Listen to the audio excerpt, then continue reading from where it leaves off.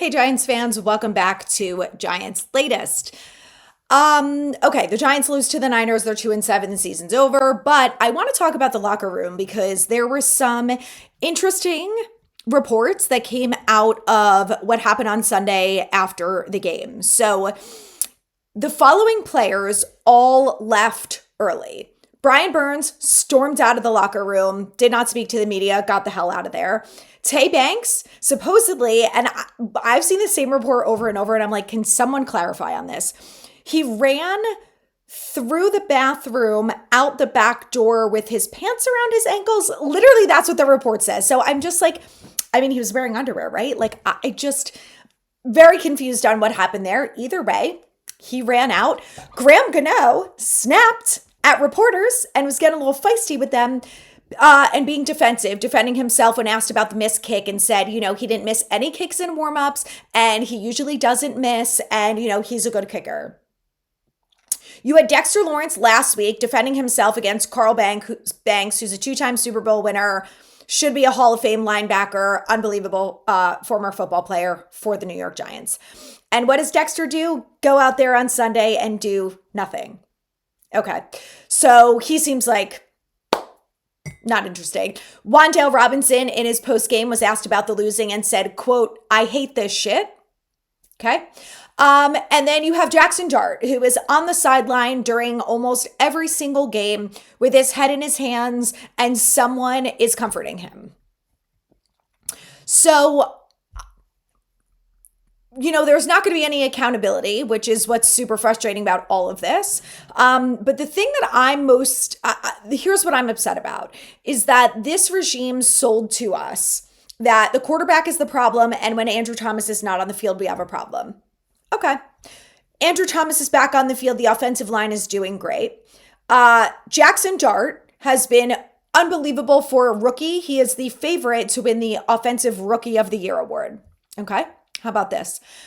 Jackson Dart is the only rookie in NFL history with a pass and a rush TD in 4 straight games. The Giants have won 1 of those 4 games. You've got Brian Burns, who should be the Defensive Player of the Year. He is officially leading the NFL in sacks more than anyone else with 11. And then everyone else, not everyone, but you know what I mean. There's effort questions. Some players look like they don't give a shit. When players are leaving right after the game, when they're upset after games, there have been multiple instances where there have been players who have been crying. And then on the flip side of that, you have guys like Darius Slayton and Dexter Lawrence who just seem like they're used to it. And this is what it is. And then you have a story from Jalen Hyatt, who's inactive last week and active this week, being a returner, which is something that he has not done since high school. And he confirmed this with the beat reporter. And he was asked about how the whole thing went down and said that basically the coaching staff came to him this week and said, we don't want Singletary returning kicks because we're only going to have 2 running backs on the roster. So you want to do it? And he's like, I'll do anything to play. Okay. Returns kicks. Was fine at it. I don't have an issue with him doing that. But it's one thing when there's lack of accountability. Like, as the fans, we can cry and scream all that we want that they're not making changes. What I cannot understand for the life of me is how the coaching staff is selling this to the players. And maybe they are selling it so poorly that is why we're seeing what we're seeing. And I think that there are a lot of players on this team who want to win and who give a shit and play their ass off on every single snap. And I think that's more so the case than the opposite. But I think that what's happening is not a result of bad talent. I think it's a result of bad scheme, bad coaching, and players seeing through the bullshit and saying, well, we blitzed 3 times against Mac Jones, which we'll talk about at the end. So I think the locker room's out. I think they're done with the coaching staff. And I don't think there's any way to turn that around this year unless you fire everyone and make Mike Kafka the head coach and promote, Andre Patterson to be the defensive coordinator. That's the only solution. Are they going to do that? No. One other solution could be this, is trading for a wide receiver. And about a week or so ago, I said, we need a cornerback first. I want to trade for a corner. I changed my mind. I'm going to tell you why. This defense is not helping us get anywhere. We lost 7 games. We lost 3 games in a row where the defense has given up over 30 points in the game, and we lost. So Shane Bowen's not going anywhere. And bringing in a corner, I don't think is going to fix anything. So this season is over for the defense. What's most important at this point is Jackson Dart's development. Now, I still think that they have to be really cautious, and I don't think that they should be giving away draft picks when we need some help next year. But I do think they have to really consider bringing someone in, because Jackson Dart is fighting tooth and nail for every single yard that he gets. He is putting up almost 20 points, if not that, and then some every game since he's been the starting quarterback, except for the Saints. And the Eagles was 17? So they were close. So he's helping the team score touchdowns, which is what they were incapable of doing last year. And he's got Theo Johnson, who I believe has more drops than catches. You've got Darius Slayton, who gets the most absolute perfect ball thrown in his hands, and he drops it week after week.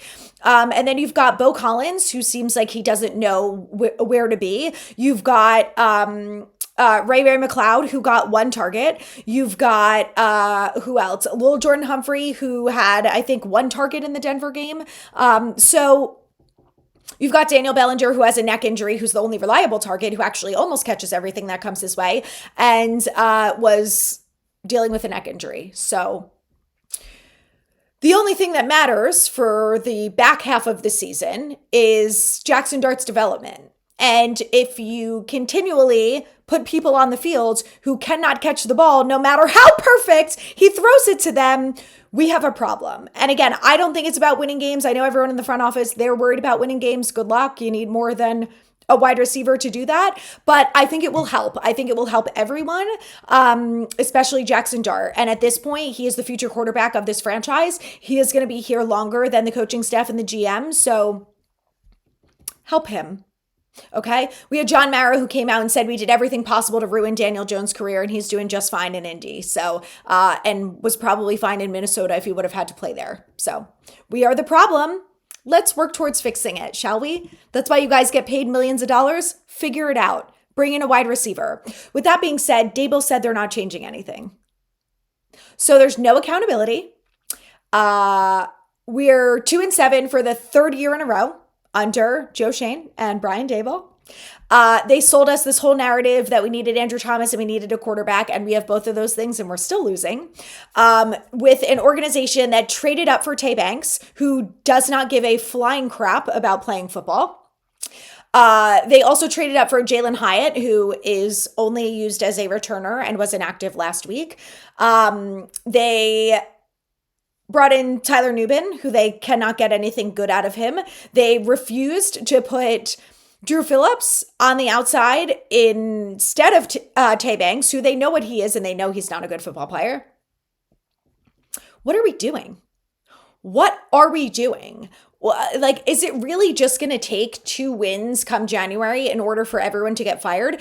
And the thing that's so frustrating to me too is, like, even if they fire Shane Bowen, like, I really don't think that that's going to help that much. I mean, maybe it'll give the defensive players a spark and say, oh, thank God we're going to have someone who's going to like blitz more and put us in a position to succeed. But maybe it's not going to help anything, because Debo's probably not going to be back this week. I mean, at least we'll have Cordell Flott, thank God. We should have Javon Holland, thank God. But I don't think they're going to play Corey Black over Tay Banks. So, again, no accountability. I would rather see literally anyone. Put Nick Jones, put Drew Phillips on the outside instead of Tay Banks, who you know is not a good football player. The frustration is really getting to me, and it's just upsetting. So let's end it here, right? Shane Bowen going against Mac Jones, who is a backup quarterback, against a backup center with a defensive player of the year candidate, with a a rookie edge rusher who is leading the rookies by double digits in the amount of pressures that he has. I believe he is also top 5 in the NFL with the most amount of pressures that he has. He would have 3 sacks on the season if the quarterbacks that he was sacking didn't get flags. So that's unfortunate. And we have Dexter Lawrence, who seems like he does not care. So that's great. But Nacho cares because Nacho got a sack. Brian Burns cares because he got a sack. Roy Robertson Harris plays with maximum effort. So, you know. And we're going to play Caleb Williams on Sunday, who's a good runner. And we're going to play Kyle Monangi, who's also proved last week that he's a good runner against that Bengals defense. And, I have been defending this defense, saying I do actually believe that they are more talented than what we're seeing. I'm not including Tay Banks and some of the other players in this, but I firmly believe that if we had a different defensive coordinator, that we would be looking at, we would not be as bad defensively as what we've seen, especially in the last 3 weeks when they really fell off a cliff. Like, I think a different coordinator would have changed things up and done things differently. Obviously, the players still have to execute, but that stems from coaching. And we are talking about a team that is top 2, top 3 in the most amount of penalties and penalty yardage. So no accountability. Again, that's what it comes back to. So, yeah. Very, very frustrating. And they're not making any changes. So I cannot wait to see Shane Bowen out there Sunday against the Bears. And, hopefully the Giants trade for a wide receiver and we have something exciting to talk about. But in the meantime, stay tuned and we'll hopefully talk about a new wide receiver tomorrow.